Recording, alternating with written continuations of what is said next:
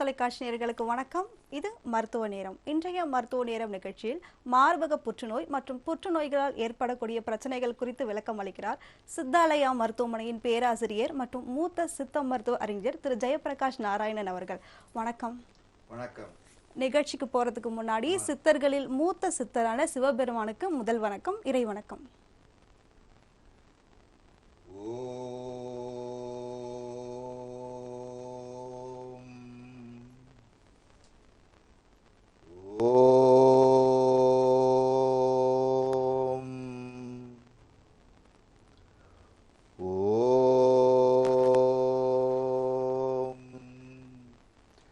ஓம் நம சிவாய. ஓம் ஓம் நம சிவாய. ஓம் நம சிவாய. ஓம் ஓம் நம சிவாய. அரியதோர் நம சிவாயம் ஆதி அந்தமானதும் 6,200 தேவர் அன்றுரைத்த மந்திரம். சுரியதோர் எழுத்தை உன்னி சொல்லுவேன் சிவவாக்கியம். தோட தோட பாவமாயை தூர தூர ஓடவே. கரியதோர் முகத்தை உற்ற கற்பகத்தை கைதொழ. கலைகள் நூற்கள் ஞானமும் கருத்தில் வந்துதிக்கவே.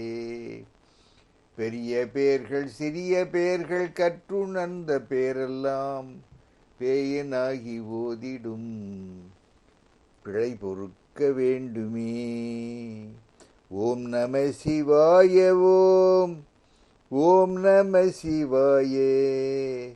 ஓம் நம சிவாய. ஓம் ஓம் நம சிவாய. ஓம் சாயீஸ்வராய வித்மகே சத்திய தேவாய தீமகி தன்னோ சர்வ பிரஜோதயாத். ஓம் சாந்தி சாந்தி சாந்தி. நன்றி ஐயா.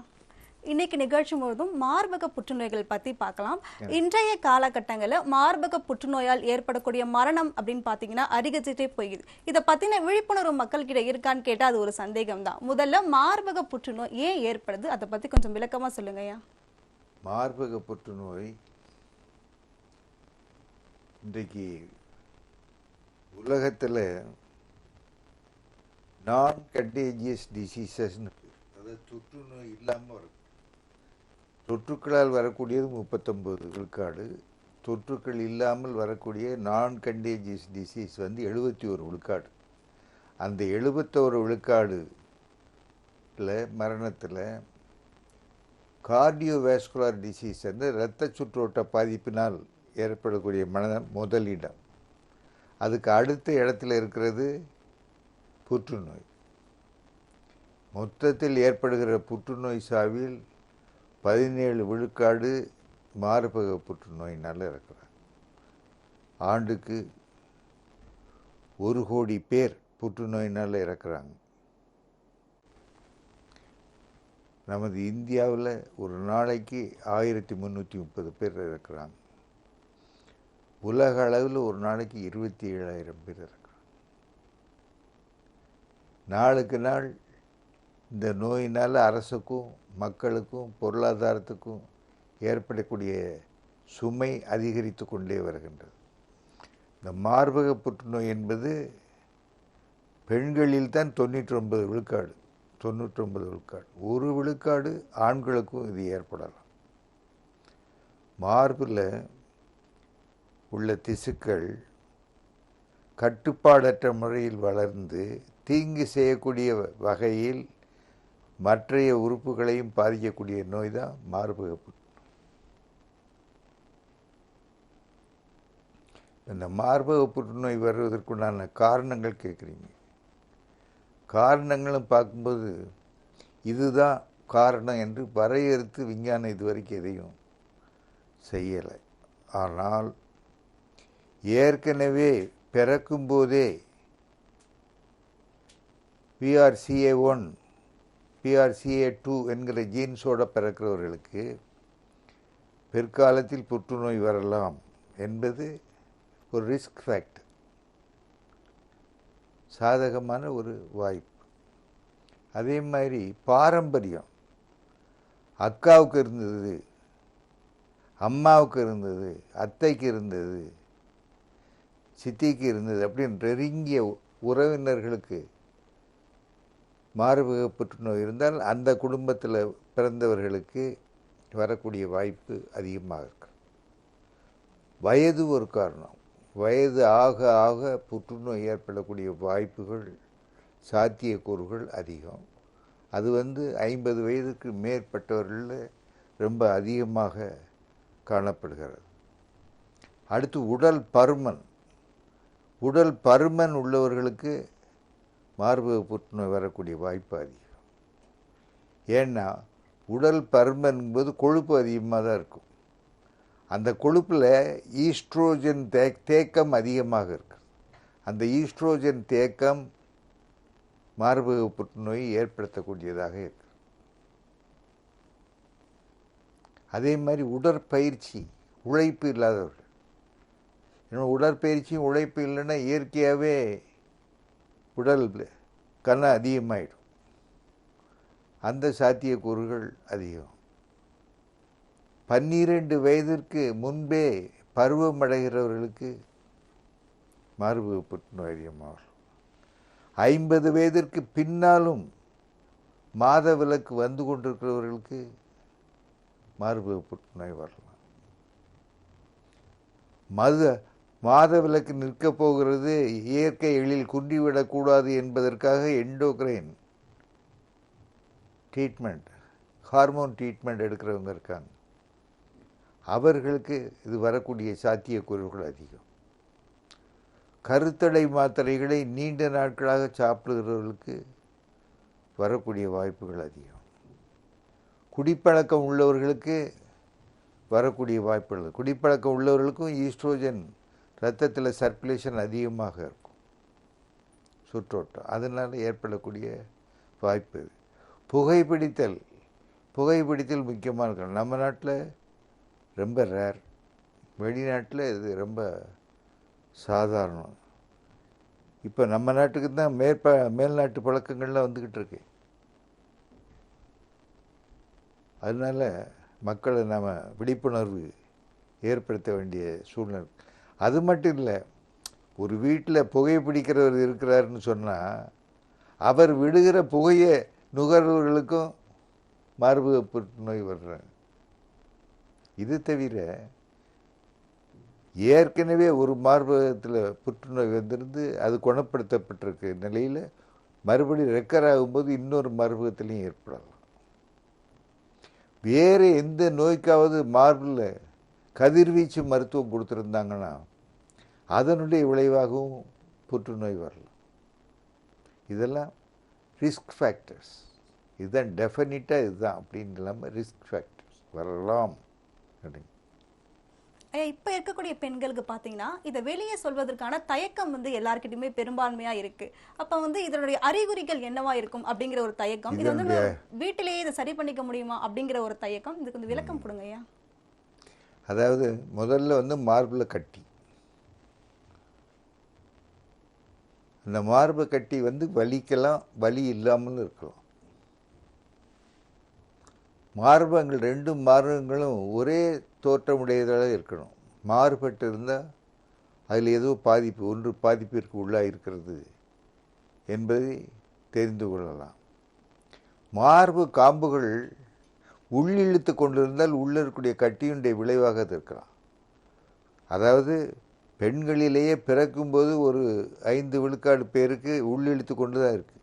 அது பிரச்சனை இல்லை. ஆனால் ஏற்கனவே இயல்பாக இருந்தவர்களுக்கு மார்பு காம்புகள் உள்ளே இழுத்து கொள்ளுகிறது என்று சொன்னால் அது கட்டியினுடைய விளைவாக இருக்கும் என்று கருத்தணும்.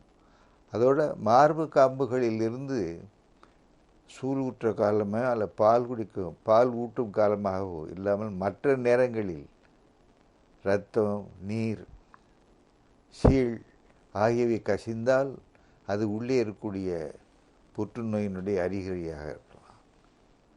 மேலே தோல் சிவந்து காணப்படலாம், படைகள் காணப்படலாம், ஸ்கேல்ஸ், மீன் செதில்கள் போன்ற செதில்கள் காணப்படலாம். அப்படி காணப்பட்டால் அது உள்ளே அமைந்திருக்கிற புற்றுநோயினுடைய ஒரு வெளிப்பாடாக இருக்கலாம் என்பதை சந்தேகிக்கணும். அதே மாதிரி எப்படி ஆரஞ்சு பழத்தில் உள்ள புள்ளி புள்ளியாக இருக்குது, அதே மாதிரி மார்பக புற்றுநோய் ஏற்பட்ட சில புற்றுநோய்களில் புள்ளி புள்ளியாக இருக்குது. பியூட்டி ஆரஞ்சு என்று சொல்வார். ஆரஞ்சினுடைய புள்ளிகள் போல் இருக்கிறதுனால பியூட்டி ஆரஞ்சு என்று சொல்வார்கள். இதெல்லாம் குறிகுணங்கள்.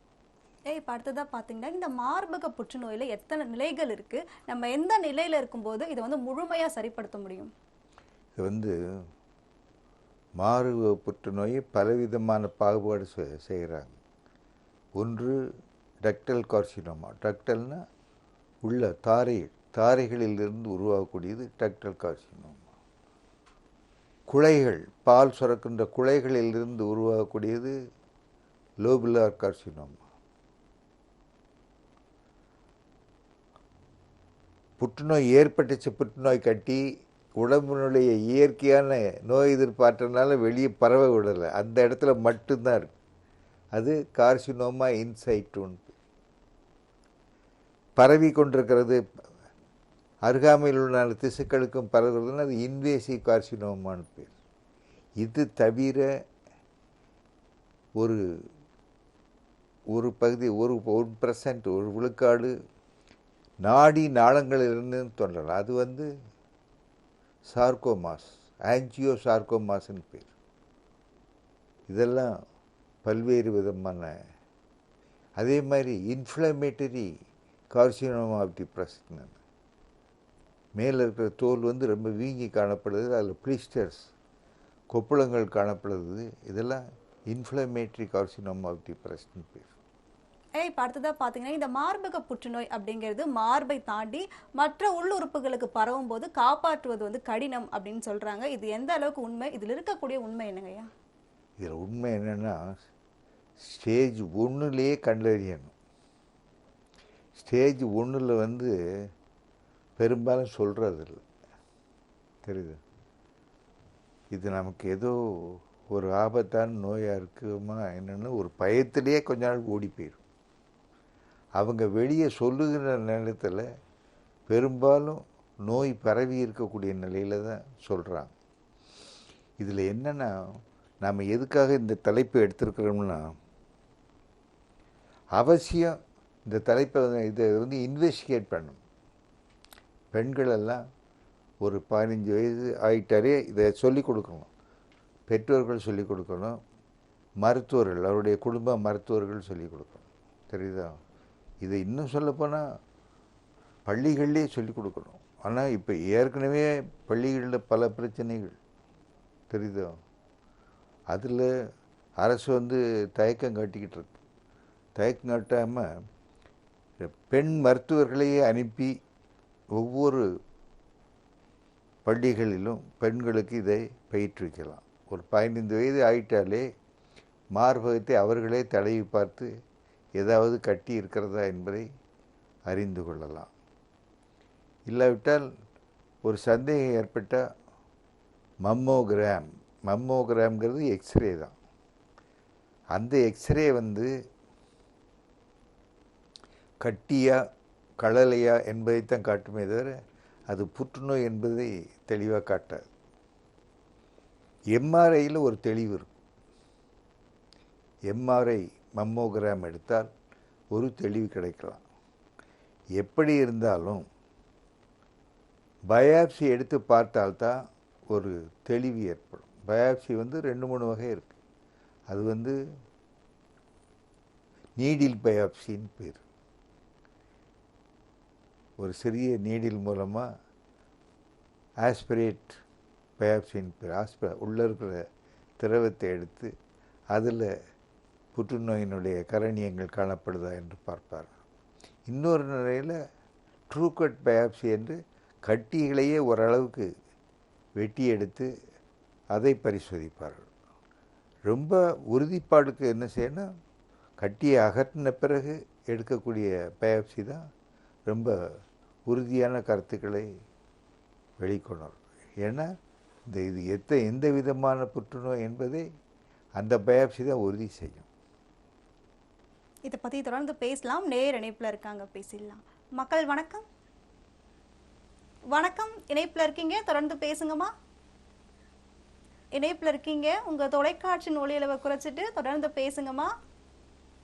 இணைப்புல இருக்கீங்கம்மா, தொடர்ந்து பேசுங்க. உங்களுடைய பெயர் சொல்லுங்க. வணக்கம் மேடம். வணக்கம், உங்களுடைய பெயர் சொல்லுங்க ஐயா. மேடம் என் சகோதரன் மேடம். எந்த ஊர்ல இருந்து பேசுறீங்க ஐயா? நாமக்கல் மேடம், நாமக்கல். சரிங்க ஐயா, ஐயா கிட்ட தொடர்ந்து உங்க சந்தேகங்களை கேளுங்க. ஐயா இணைப்புல இருக்கீங்க, தொடர்ந்து உங்க சந்தேகங்களை கேளுங்க. ஐயா வணக்கங்க. வணக்கம் சார். வணக்கம் சார், என் பேர் சகாதரன் சார். சொல்லுங்க சார், இந்த லெஃப்ட் சைட்ல கை வலிக்குதுங்க சார். இடது பக்கமா? ஆமா சார், ஆமா சார், லெஃப்ட் சார். என்ன தோள்பட்டையில் வலிக்குதா? ஆமா சார். சரி, உங்க வயசு என்ன?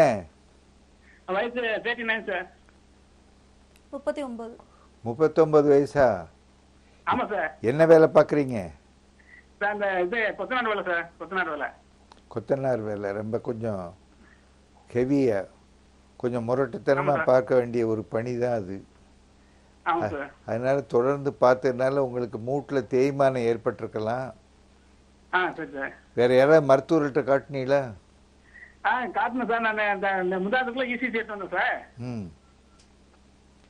இசிஜி ஏன் எடுத்திருப்பாங்கன்னா, ஒருவேளை நீங்கள் என்ன மூச்சு திணறல் இருக்குதா, உங்களுக்கு வேர்வே இருக்கா? இல்ல சார், அதெல்லாம் இல்ல சார், அதெல்லாம் இல்ல. சரி, இசிஜி எடுத்துட்டு என்ன சொன்னாங்க? அதெல்லாம் ஒண்ணும் இல்லைங்க சொன்னாங்க சார். அதெல்லாம் பார்த்துட்டு ஒண்ணும் இல்ல, அதெல்லாம் பயப்பட வேணாம்னு சொன்னாங்க சார். சரி, மாத்திரை கொடுத்தாங்க சார். ஒன்றும் இல்லைன்னு சொல்லிட்டாங்கல்ல. ஆமா சார். இப்போ நீங்கள் என்ன செய்யணும், கடையில் ஆ அமுக்குரா சூரணம்னு கேட்டு வாங்குங்க. சரிங்க சார். சித்த ஆயுர்வேத மருந்துகள் இருக்க கடையில் சரிங்க சார். அமுக்குரா சூரணம்னு கேட்டு வாங்குங்க. சரிங்க சார். இரவில் அரை தேக்கண்டி சூரணத்தை பாலில் கலந்து குடிச்சிக்கிட்டு வாங்க. சரிங்க சார். அதே மாதிரி தைல பூசுற, கையில் வலி இருக்க இடத்துல பூசுறதுக்கு பிண்ட தைலம். சரிங்க சார். பிண்ட தைலத்தை நீங்கள் பூசி அரை மணி நேரம் கழித்து பொறுக்கிற சூட்டில் வெந்நீர் ஊற்றுங்க, இல்லாட்ட ஒட்டடம் கொடுங்க. சரிங்க சார். சரிங்க சார். இப்போ இந்த மருந்துகளை வந்து நீங்கள் அங்கே திரையில் ஓடிக்கிட்டு இருக்கு பாருங்க. ஆமா சார். மொபைல் நம்பர் ஓடிக்கிட்டு இருக்கு. ஆமா சார், தெரியும் சார். தெரியும் சார். அங்கே ஃபோன் பண்ணி கேட்டீங்கனாலும் உங்களுக்கு அனுப்பிச்சு தருவாங்க. சரிங்க சார். சரி, அழைத்தமைக்கு நன்றி ஐயா. நேயர் இணைப்புல இருக்காங்க, பேசிடலாம். மக்கள் வணக்கம்.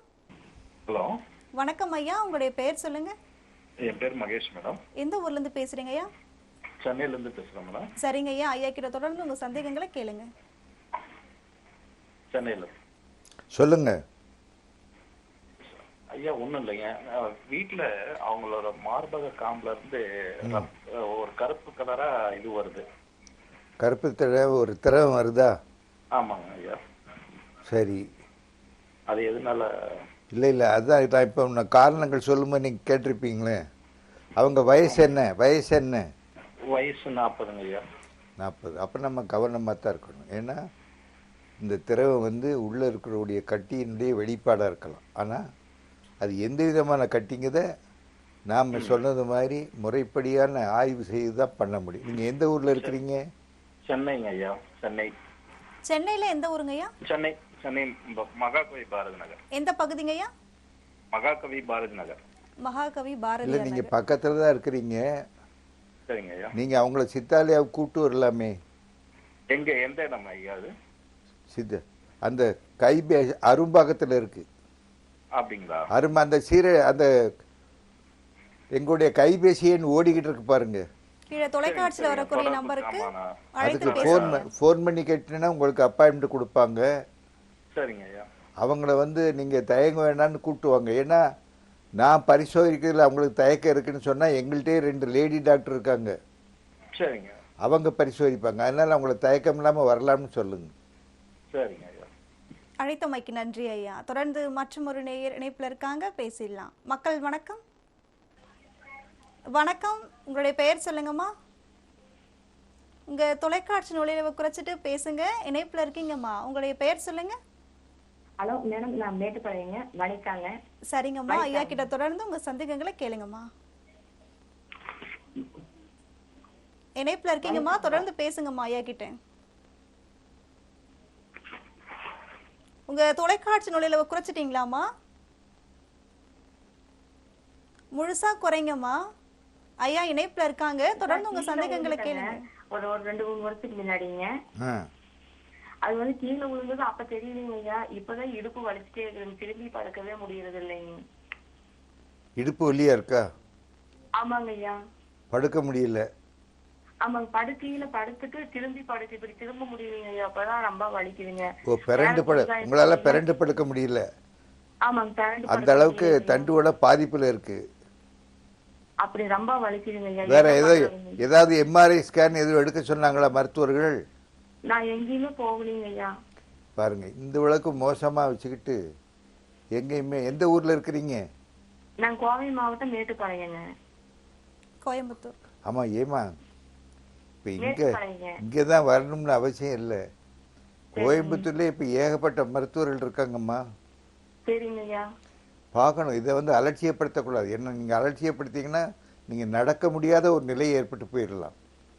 சரிங்க ஐயா. இல்ல என்ன பண்றது? இல்ல உங்களால அங்க இருந்து சென்னைக்கு வர முடியும்னா நீங்க என்னை வந்து பார்க்கலாம். எங்க கைபேசி எண் இருக்கு, அதுல அப்பாயின்மெண்ட் ஃபிக்ஸ் பண்ணி. தைலமெல்லாம் இல்லைங்களா ஐயா? இல்லம்மா, அந்த கைபேசி எண் திரையில ஓடிக்கிட்டு இருக்கு பாருங்க. ஆமாங்க ஐயா. அவங்க அங்க போன் பண்ணி கேட்டீங்கன்னா உங்களுக்கு அப்பாயின்மெண்ட் கொடுத்துருவாங்க. சரிங்க ஐயா. எப்போ? அடிக்கடி தலைவலிக்குதுங்க ஐயா. தலை வலிக்கிட்டது. தலைவலி இருக்குதா? ஆமாங்க, அடிக்கடி தலைவலிக்குதுங்க. லைட்டா வந்து அப்புறம் கூட தலைபாரம் ஆயிடுதுங்க ஐயா. இல்ல, அதாவது உங்களுக்கு கொஞ்சம் ஒரு சிக்கலான நிலை மாதிரி தான் தெரியுது. அதனால நீங்க நேரடியா வந்தா தான் உங்களை பரிசோதிச்சு நான் எதுவும் சொல்ல முடியும். அழைத்தமைக்கு நன்றிம்மா. தொடர்ந்து மற்றும் ஒரு நேயர் இணைப்புல இருக்காங்க, பேசிடலாம். மக்கள் வணக்கம். பண்ணுமா நாம் தான் பேசுங்க. வணக்கம், உங்களுடைய பெயர் சொல்லுங்க ஐயா. கொடுப்பாங்க, கணேசன் கொடுப்பாங்க. ஐயா இணைப்புல தான் இருக்கீங்க ஐயா, உங்களுடைய பெயர் சொல்லுங்க. இணைப்புல இருக்கீங்க, தொடர்ந்து பேசுங்க ஐயா. உங்க தொலைக்காட்சி நுழைவுல குறைச்சிட்டு பேசுங்க. உங்க டிவி சவுண்டை ஃபுல்லா குறைச்சிட்டு பேசுங்க. இணைப்புல இருக்கீங்க ஐயா, உங்களுடைய பெயர் சொல்லுங்க. வணக்கம் மேடம். வணக்கம், உங்களுடைய பெயர் சொல்லுங்க. என் பேர் மாரியப்பன் மேடம், சேலத்துல இருந்து பேசுறேன். சரிங்க ஐயா, ஐயா கிட்ட தொடர்ந்து உங்க சந்தேகங்களை கேளுங்க.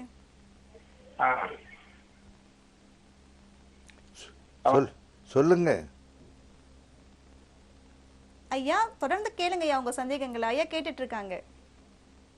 சரி, மீண்டும் முயற்சி பண்ணுங்க. அழைத்த அம்மைக்கு நன்றி. மற்றும் ஒரு நேயர் இணைப்புல இருக்காங்க, பேசிடலாம். மக்கள் வணக்கம். வணக்கம், இணைப்புல இருக்கீங்கம்மா, உங்களுடைய பெயர் சொல்லுங்க. உங்க தொலைக்காட்சி நுழைவுல குறைச்சிட்டு பேசுங்க. நிஷாமா, இணைப்புல இருக்கீங்கம்மா. என்னோட நேம் நிஷா. எந்த ஊர்ல இருந்து பேசுறீங்கம்மா? சென்னையில இருந்து பேசுறேன். சரிங்கம்மா, ஐயா கிட்ட தொடர்ந்து உங்க சந்தேகங்களை கேளுங்க.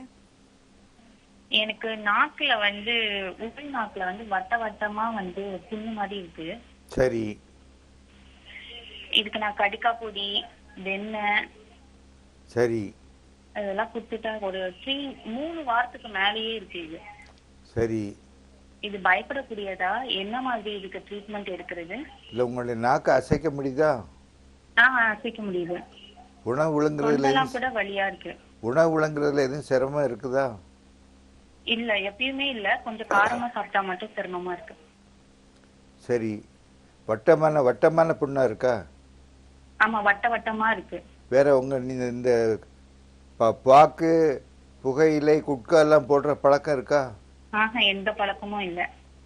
அப்படியா? அப்ப இது எளிதில் குணப்படுத்தக்கூடியதா தான் இருக்கும். பட் இதை வந்து நம்ம வந்து பாகுபடுத்தி உங்களுக்கு மருந்து எழுதி தரணும்னா நீங்க நேரடியா வரணும். ஆமா. இது வீட்டு வைத்தியத்துல இது குணமாகாதுங்களா? இல்லம்மா, 3 மாதத்துக்கு மேல இருக்கக்கூடிய புண்கிறதுனால நம்ம அதை வந்து பரிசோதித்து பார்க்கணும். தெரியுதே? வாங்க. அழைத்த மைக்கு நன்றிம்மா. ஐயா, நம்ம வந்து மார்பக புற்றுநோய் பத்தி பேசிட்டு இருந்தோம். தொடர்ந்து பேசலாம். நேர் இணைப்புல இருக்காங்க. மக்கள் வணக்கம். வணக்கங்க. வணக்கம் ஐயா, உங்களுடைய பெயர் சொல்லுங்க. பேர் வெங்கடாஜலம். எந்த ஊர்ல இருந்து பேசுறீங்க ஐயா? நாமக்கல் மாவட்டம் மல்லசத்துல இருந்து பேசுறேன். சரிங்க ஐயா, ஐயா கிட்ட தொடர்ந்து உங்க சந்தேகங்களை கேளுங்க. சரிங்க. சொல்லுங்க. ஹலோ, வணக்கம் சார். வணக்கம், சொல்லுங்க. சார், எனக்கு இந்த விரைவீக்கம் இருக்கு. விரைவீக்கம். சரி, சரி. அந்த விரைவீக்கத்தை வந்து சித்த மருத்துவத்தில் குணப்படுத்த முடியல. அதாவது என்ன வயசு உங்களுக்கு? எனக்கு வந்து 72 வயசு ஆகுதுங்க. 72 வயசு ஆகுது. ஆமா.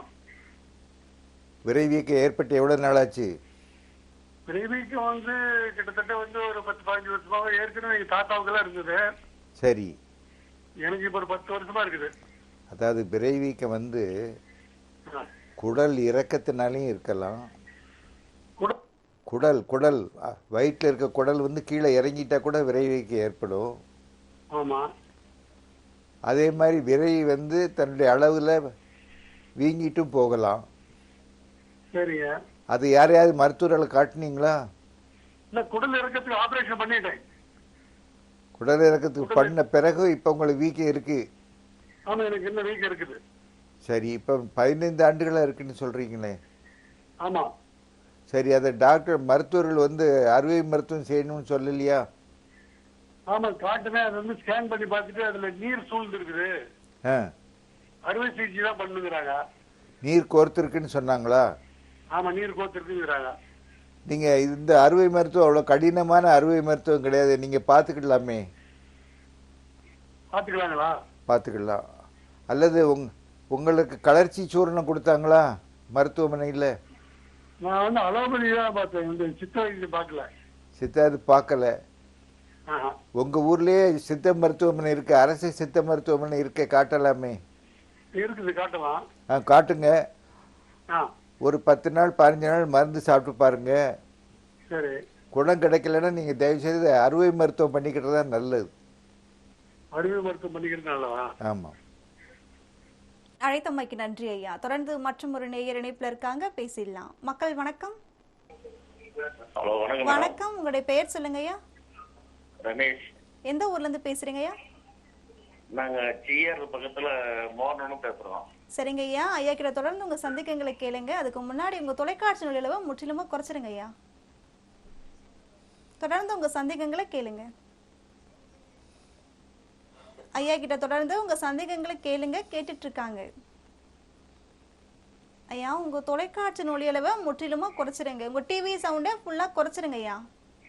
ஃபுல்லா குறைச்சிட்டு மேடம். இப்ப தொடர்ந்து உங்க சந்தேகங்களை கேளுங்க. எந்த லைன்ல இருக்காங்கன்னு தெரியலையே. தொடர்ந்து கேளுங்க ஐயா. ஐயா கேட்டுட்டு இருக்காங்க. மேடம், எனக்கு கிட்னில கல்லு ஆ, 2 முறை லேசர் மூலியமா பண்ணிருக்கேன். சரி. அது மறுபடியும் இப்ப என்னன்னா யூரின் போற வழியில எரிச்சலா இருக்கு சார். யூரின் போக சொல்ல நார்மலா போகுது, நிக்க சொல்ல அப்படியே பச்சை புண்ணு மாதிரி வலிக்குது சார். இல்லை, இப்போ உங்களுக்கு வயசு என்ன? எனக்கு 40 வயசு சார். சரி, எவ்வளோ நாளாக யூரின் போகும்போது எரிச்சல் இருக்கு? இது ஒரு 2-3 மாசமா இருக்குது ஐயா. போய் நின்றதும் யூரின் போயிட முடிஞ்சதா, இல்லாட்ட கொஞ்ச நேரம் நின்றுட்டு இருக்க வேண்டியது இருக்கா? இல்ல ஐயா, போன வரையும் யூரின் ஃப்ரீயா போகுது ஐயா. சரி.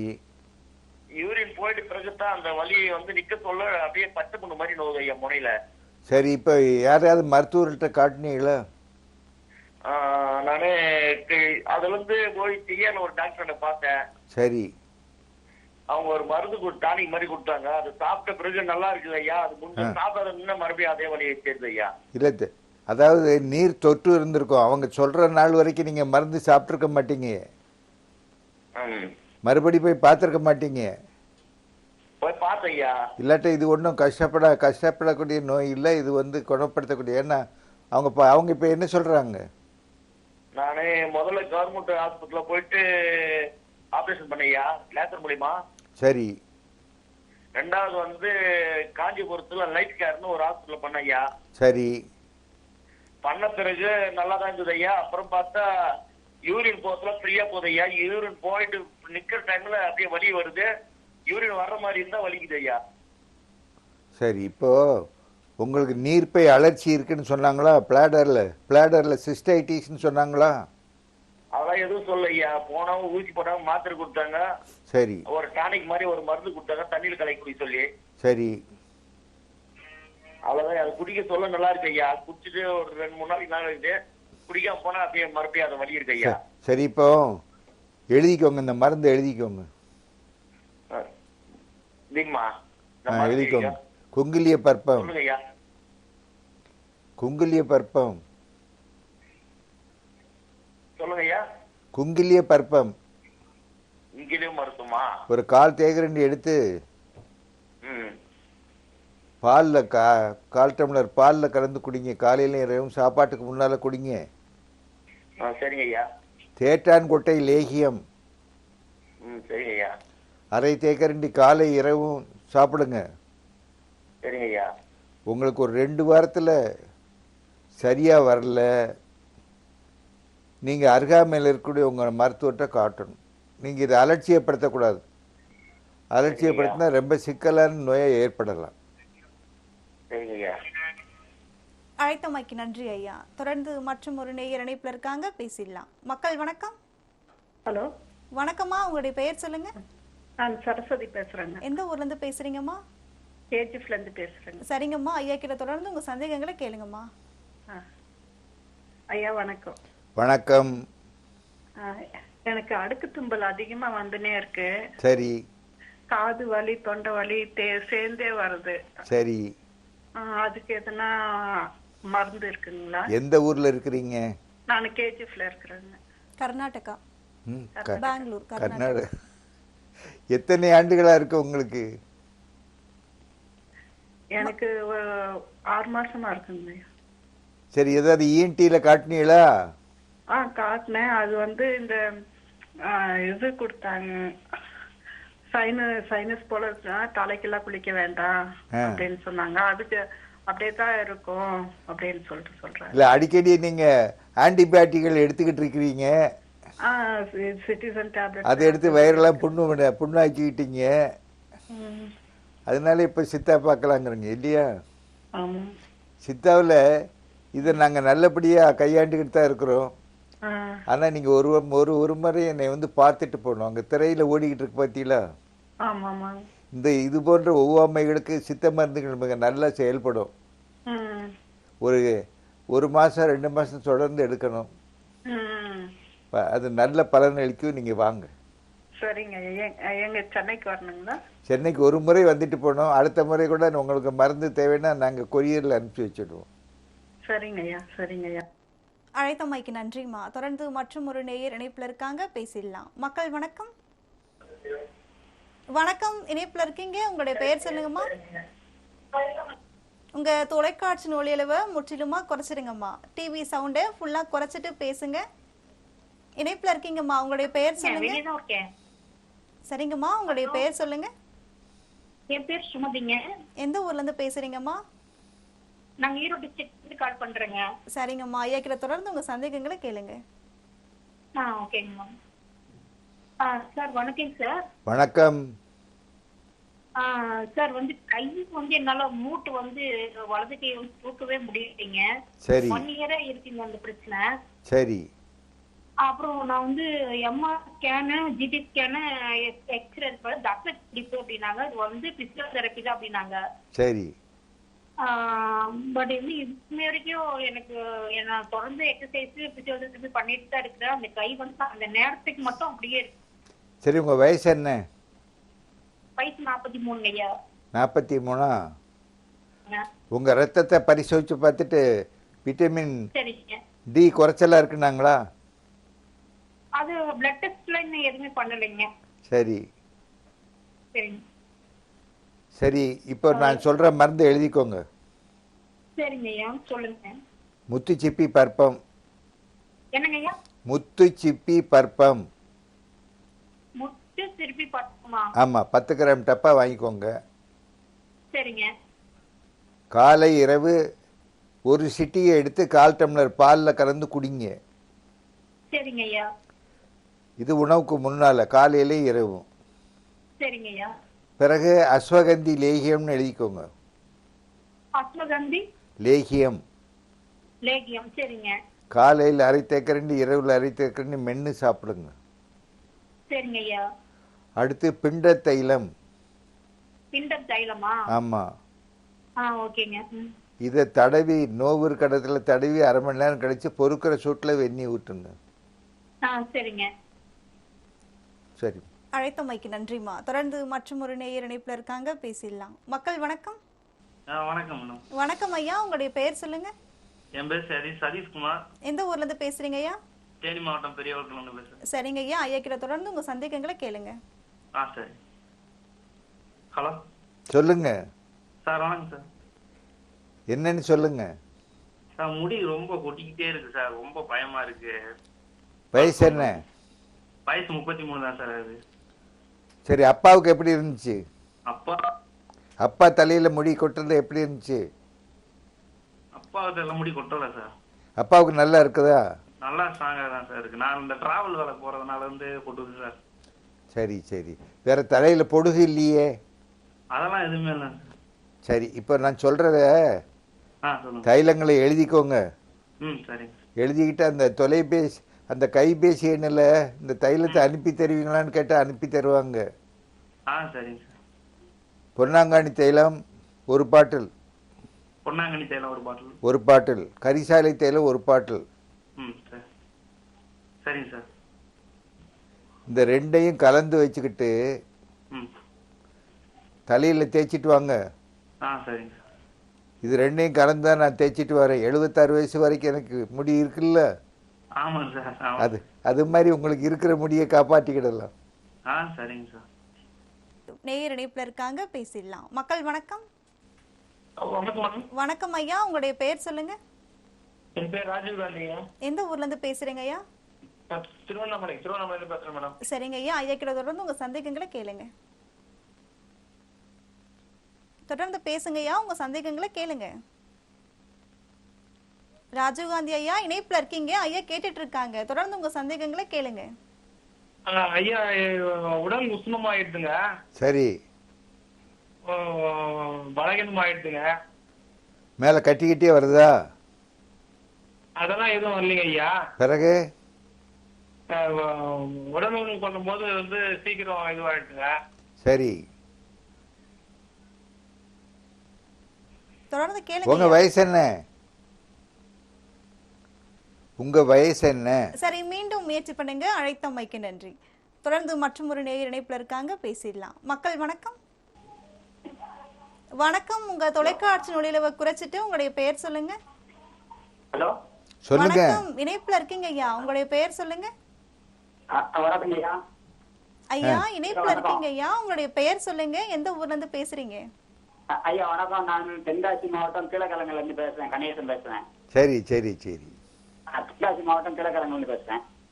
ஆ எனக்கு நான் வந்து இந்த கொத்தனார் வேலைக்கு போறேன் சார் ஐயா. சரி. அடியில ஏறி ஏறி இறங்கும் போது காது முட்டியெல்லாம் வீட்டுக்கு வந்தோடனே வலி அதிகமா இருக்கு. சரி. என்ன தைலத்தை சொற்கெல்லாம் இருக்கு, யூஸ் பண்ணுற மாதிரியா சொல்லுங்க. சரி. கொஞ்சம் அவசரப்பட்டு வயசு 59. சரி. அது கொஞ்சம் சொல்லுங்க, நாங்க எழுதி பயன்பெறுறோம். சரி, சொல்லுங்க ஐயா. இப்போ நீங்க கட்டிட தொழில இறங்கி இருக்கிறீங்க. ஆமா ஆமா. உடம்பு வேலை பார்த்துக்கிட்டு இருக்கேன். உடம்பு அசதியா இருக்குன்னு அடிக்கடி குடிக்கீங்களா? அந்த பழக்கம் நடவடிக்கைல இல்ல. இப்ப இல்ல. ஆமா. இப்ப இதெல்லாம் பழைய வினை பயன். சரி, வேற உங்களுக்கு நீர்ல சர்க்கரை சத்து இல்லையே? இல்ல இல்ல இல்ல இல்ல, முட்டு வலி மட்டும்தான். முட்டு வலி மட்டும்தான். அப்போ ஆமா சொல்லுங்க. நீங்க என்ன செய்யுங்க, தென்காசியில மலையப்ப சாமி மருத்துவ மருந்தகம் இருக்குல்ல? சரி. தெரியுமில்ல? ஆமா இருக்கு. அதுல அஸ்வகந்தி லேகியம்னு வாங்கிக்கிடுங்க. அஸ்வகந்தி லேகியமா? ஆமா. காலையில் அரை தேக்கரண்டி, இரவுல அரை தேக்கரண்டி மென்று சாப்பிடுங்க. சரியா. முட்டியில வந்து விஷமுட்டி தைலம். சரி. அதை வாங்கி அந்த நோவு இருக்கக்கூடிய முட்டுகள்ல தடவி 1/2 மணி நேரம் கழிச்சு பொறுக்கிற சூட்டுல வெந்நி ஊத்துங்க.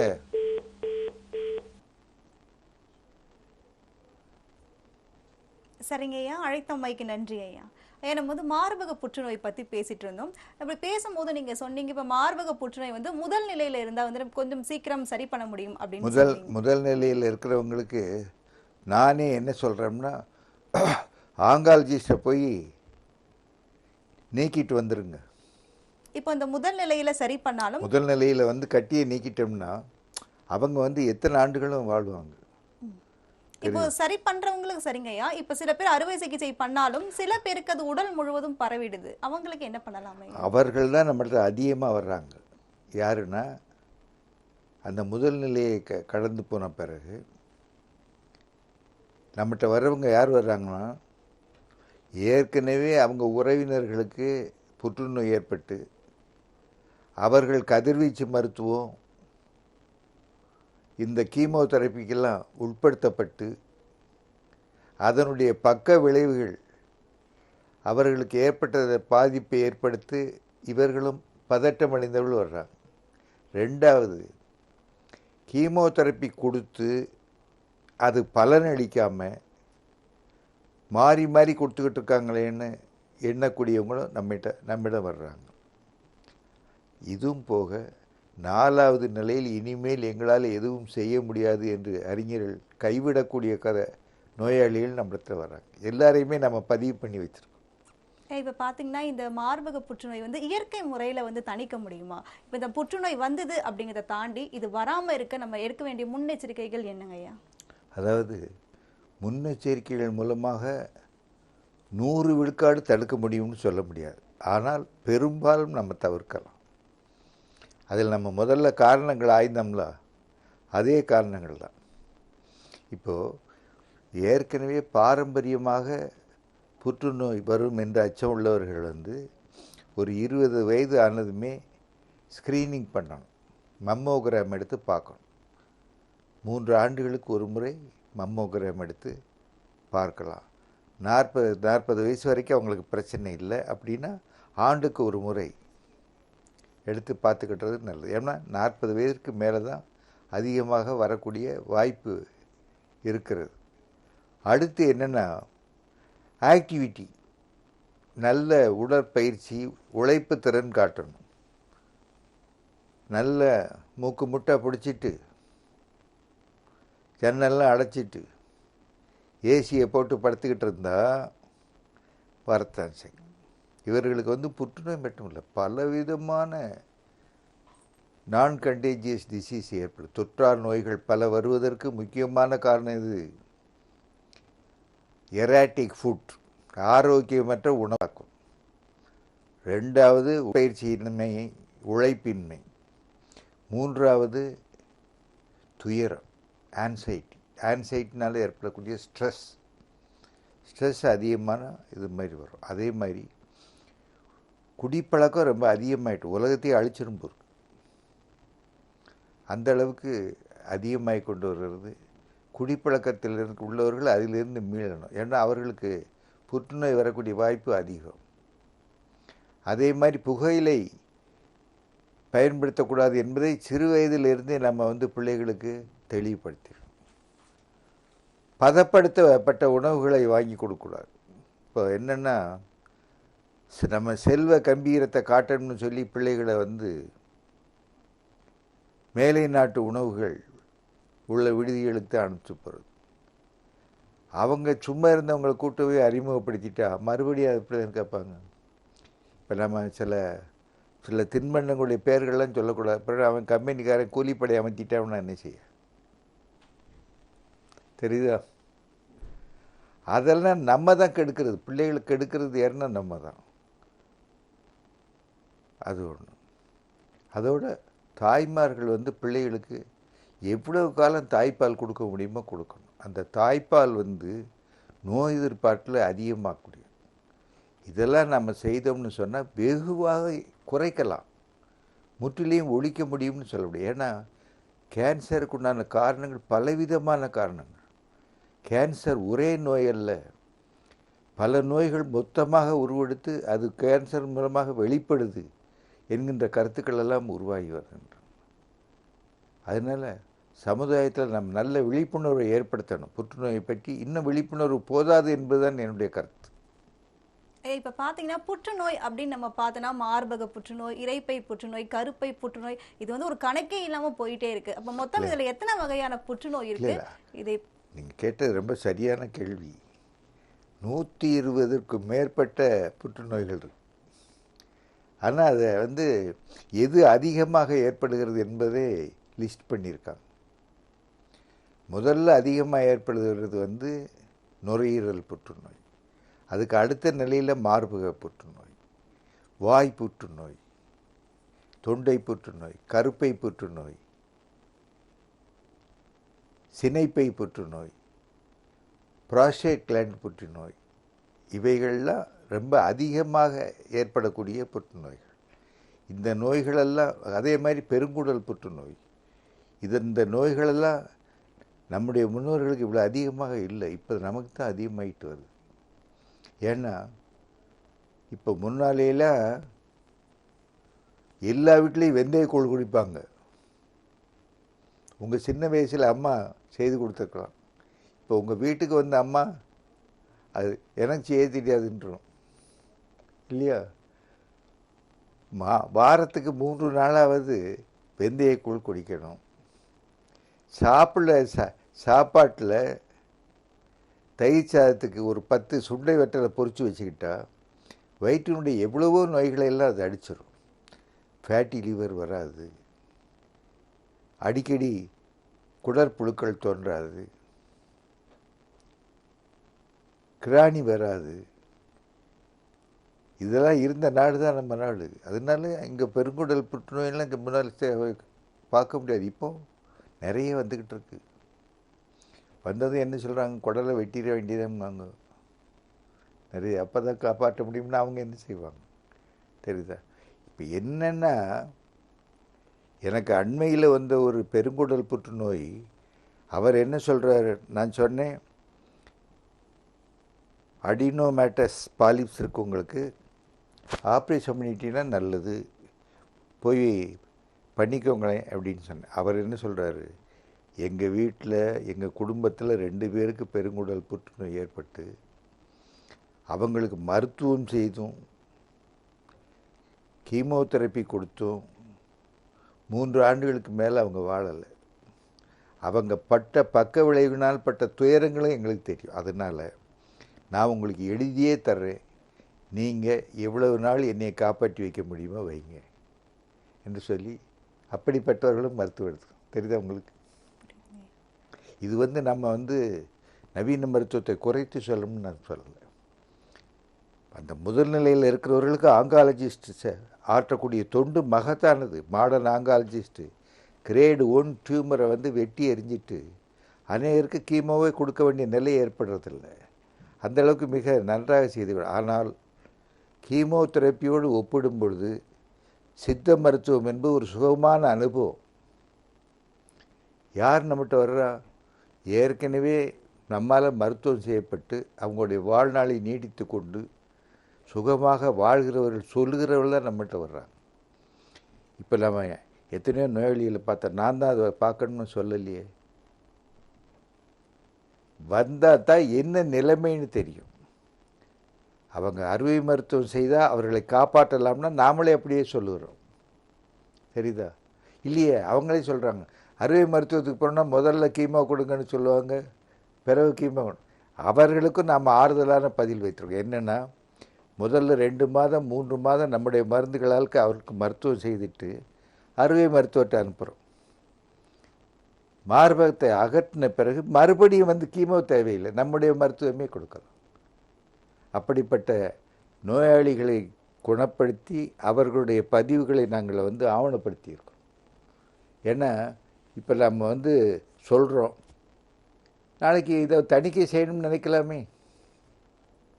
இப்படி சொல்கிறாரு தணிக்கை அதற்கெல்லாம் நாங்கள் உரிய ஆவணங்களை வைத்திருக்கோம். எதுக்காகனா, இது என்னோடு முடிந்து போயிடக்கூடாதுன்னு சொல்லி நம்முடைய சித்த மருத்துவ தலைமுறைகள் உலகத்திற்கு புற்றுநோயை குணப்படுத்தக்கூடிய ஆற்றலை வெளிப்படுத்தி காட்ட வேண்டும் என்பதற்காக சொல்கிறேன். எனக்காக சொல்லலை.